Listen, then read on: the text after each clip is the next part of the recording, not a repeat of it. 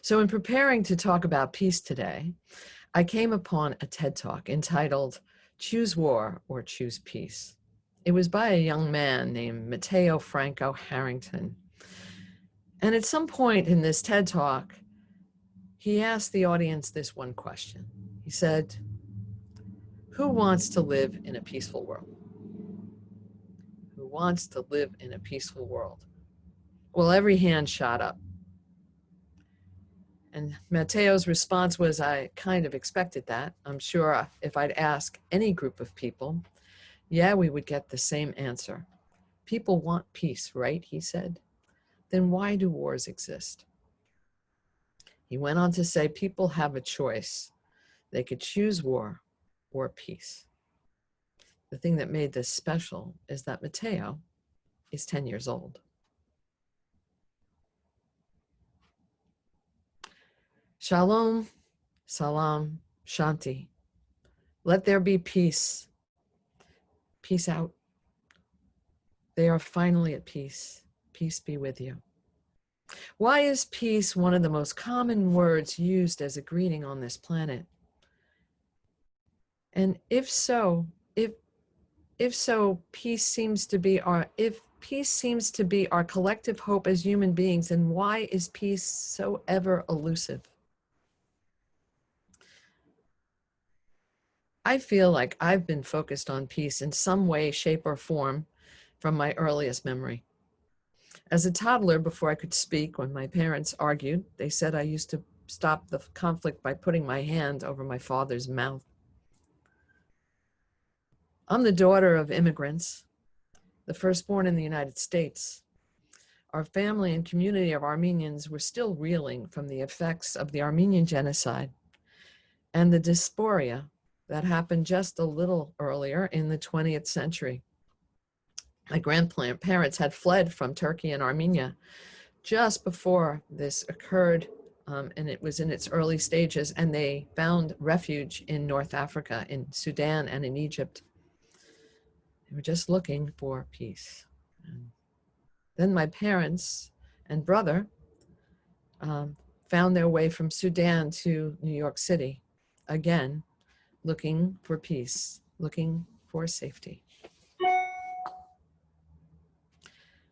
The Vietnam War was the center of my experience as I was coming of age. Many of our elder brothers were drafted or enlisted, and most returned profoundly altered by PSD, heroin addiction, or mental illness. The war seemed insane to me. I think you see life more clearly as a child. I related to what Matteo said. You either chose war or choose peace, and I just couldn't understand. My closest friend, Carol Lowenberg, took me along with her to anti-war rallies when we were maybe at that close age. She was that open-hearted, aware person who was trying to make peace however she could in the world. She was only 13. God bless her, she is still out there trying to make peace. And that's all we wanted. The years passed and adulthood came, and my search for peace went inward. I wrestled with the internal demons of young adulthood, amplified by the shame of being gay, by the judgment of our society and all that came along with it. I just wanted peace. Although it was an uncomfortable time in my life, it was a gift in many ways because it propelled me to look inside and to explore different spiritual paths and alternative possibilities. And I became a searcher, trying to find that peace within myself that I wished for. And time went on. In the 1980s, I attended an event called A Million Minutes for Peace. It was an invitation to be part of shifting human consciousness towards peace, using processes and practices of meditation, chanting, and prayer. It was at the Cathedral of St. John the Divine in New York City. And it was absolutely extraordinary. And it was then I was introduced to the concept that maybe that peace movement may just be from the inside out. Unitarian Universalist minister Matt Alsplau shares the following thoughts on peace.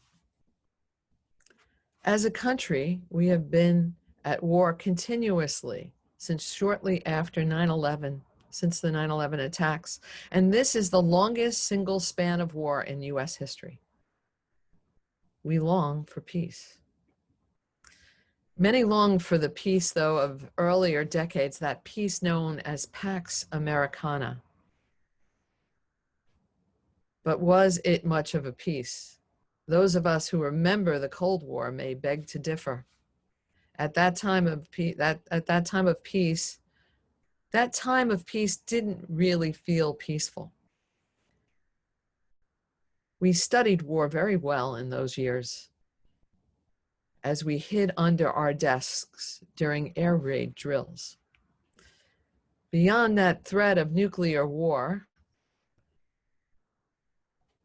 that time of Pax Americana, it wasn't that peaceful. We engaged in numerous proxy wars in Africa, Southeast Asia, and the Americas, letting others do our fighting and dying for us. So even though the US was in peacetime, things were not at all peaceful.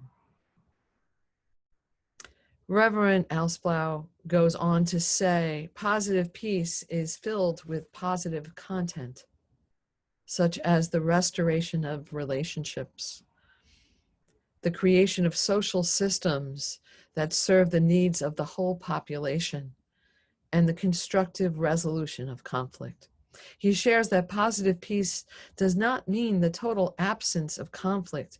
It means the absence of violence in all forms and the unfolding of conflict in a constructive way. Peace, therefore, he says, exists where people are interacting nonviolently and are managing their conflict positively, with respectful attention to the legitimate needs and interests of all concerned. Some define peace as simply well-managed social conflict. But to learn to manage social conflict well, one must start with managing one's own internal conflicts well. If there is to be peace in the world, there must be peace in the heart. Very much like in the song shared to open and in Lao Tse's teaching. So what does it say? What does it take to be a peacemaker? Vietnamese Buddhist master Thich Nhat Hanh teaches, everything can begin with you. You are the foundation of any change that will happen in society. In 1981, by a unanimous resolution, the United Nations established the International Day of Peace. This provided a globally shared day for all humanity to commit to peace above all differences and to contribute to building a culture of peace. So this brings me to one of my favorite peacemakers, and his name is Jeremy Gilley. And in 1999, he had a dream. He dreamt of a single day when all countries would vow not to wage war. And his mission was to extend the impact of the existing International Day of Peace to create one day of ceasefire and nonviolence, which was not included in the ideal of the International Day of Peace, because they didn't believe that could ever happen. But Jeremy felt differently about this. He felt it was a global opportunity for every person on the planet to unite, to take action, and celebrate in the name of peace. Change requires vision. Change requires hope. Jeremy had very little money, but did have a great vision and had great hope. And he had a couple of connections. And he had the courage to think big and out of the box. So he developed backers and who supported him and helped him to speak to the right people to eventually, after multiple years and many connections, to be able to bring this proposal to the United Nations. And in 2001, the United Nations heard his proposal and passed a resolution for the creation of what was called Peace One Day. And since then, individuals across the globe have been using this day in wonderful ways, with both life-changing and life-saving results. And here, I'll share with you some of Peace One Day's successes. After years of negotiating with the Taliban, they agreed to a day of ceasefire. And during that day, medical teams were able to vaccinate 1.4 million children in Afghanistan. The World Food Program carried out food drops in southern Sudan, providing 60 tons of food. In DRC Congo, UNICEF and other organizations handed out insecticide-treated mosquito nets and provided measles inoculations to 600,000 children.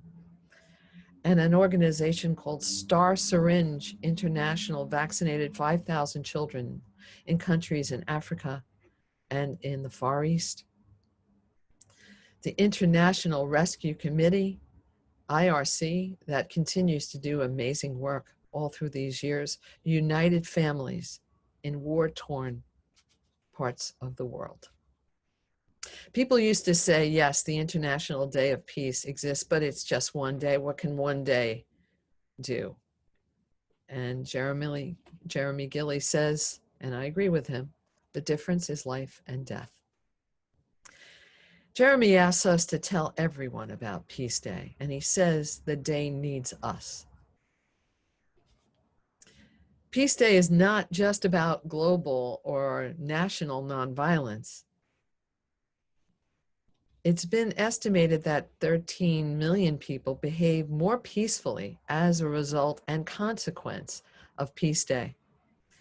And that level of behavioral change has never been seen before.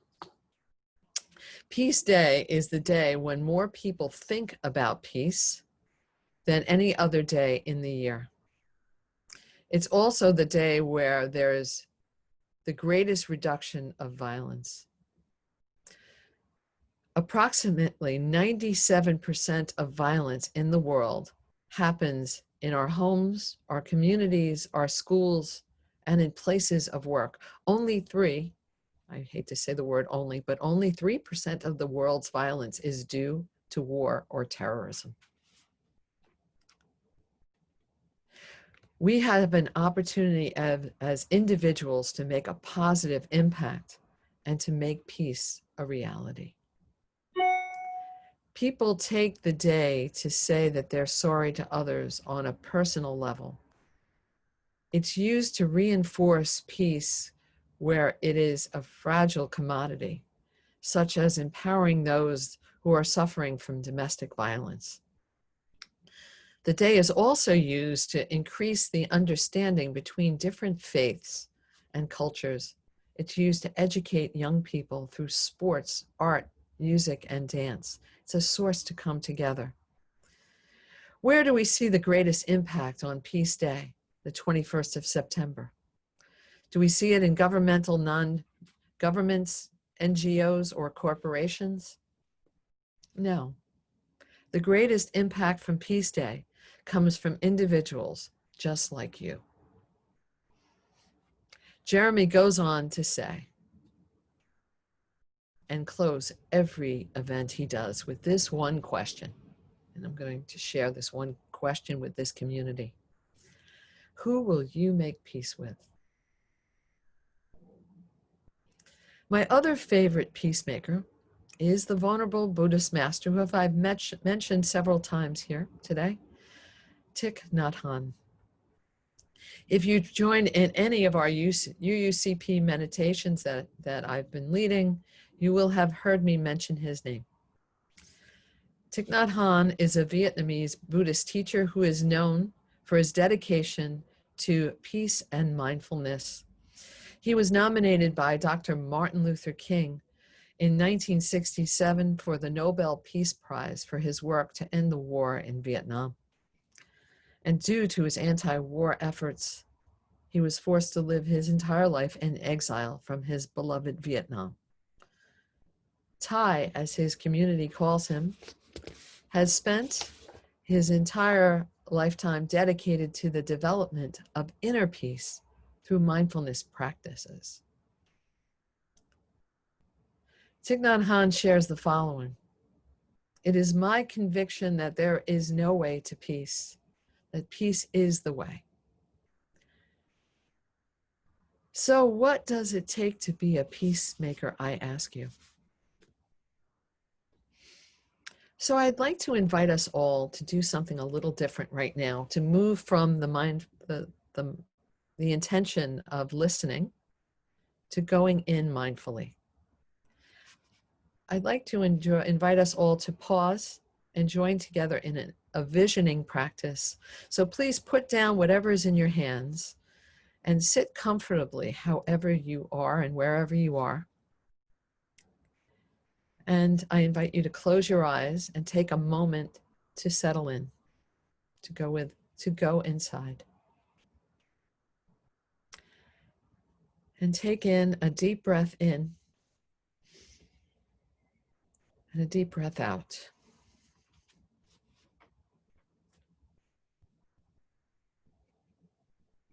Imagine a powerful, warm, golden light, like the sun, connecting to you through the crown of your head.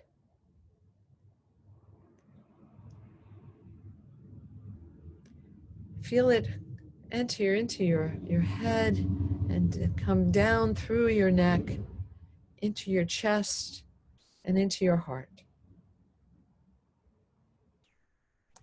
Now imagine this light is the gift of peace.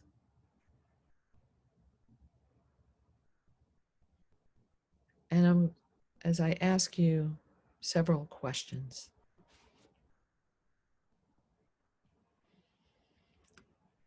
Who will you share this gift of peace with?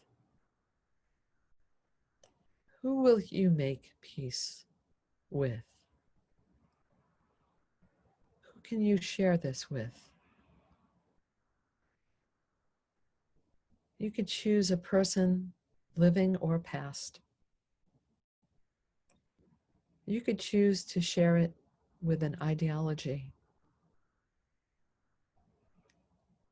You could choose to share it with who you may perceive as an enemy. You can choose to share it with yourself. Who will you make and share peace with? Let's sit with this thought for a moment.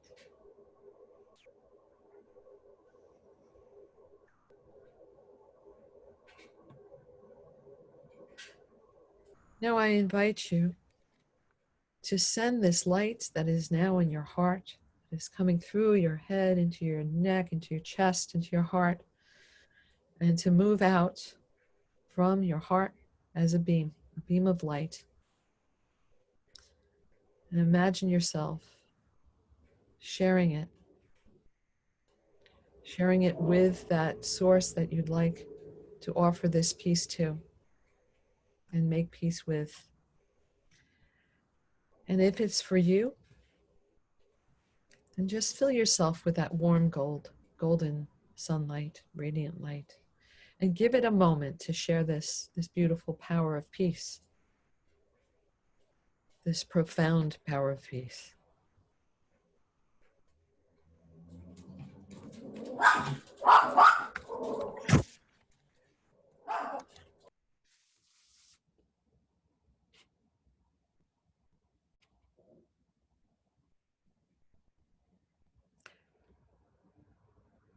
And we invite you to gently return to your body and your room and to our community.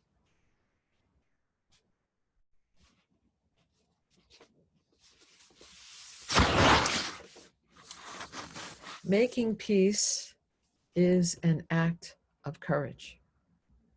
So I want to thank you. I want to thank you for your courage. This is something that's often a stretch for most of us. There's one more step to this practice. I'd like to suggest that you find a small stone or a token, either from something from your home or in your garden, and take this and bring this intention into this stone, into this object, and carry it with you. Carry it with you this month of peace, this month of September. Let this be your peace stone or your reminder of who and what you would like to give this gift of peace to, and to make peace with. And if you need be, may you carry this peace, this reminder, however you need, however long you want to. Before we close, I'd like to share a thought from the Dalai Lama, who shares this intention. He says it is essential to know, to be a happy person,